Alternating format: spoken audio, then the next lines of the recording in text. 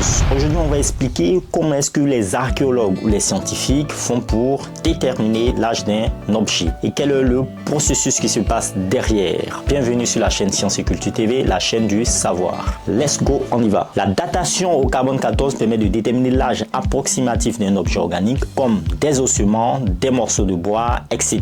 Tout d'abord, il faut savoir que le carbone 14 est une sorte de carbone qui se trouve dans l'environnement et se désintègre lentement au fil du temps. Lorsqu'une plante est en vie, elle absorbe du carbone 14 de l'air, donc de l'atmosphère, et le stocke dans ses tissus. Donc là aussi grâce à la photosynthèse. Les animaux à leur tour mangent les plantes et intègrent également ce carbone 14 dans leur corps. C'est ainsi que le carbone 14 se retrouve dans les êtres vivants, puisque c'est la chaîne alimentaire. Les animaux vont manger les plantes, les hommes vont manger les animaux et les hommes aussi vont manger les plantes. Quand un organisme meurt, il ne peut plus absorber du carbone 14 puisqu'il est mort.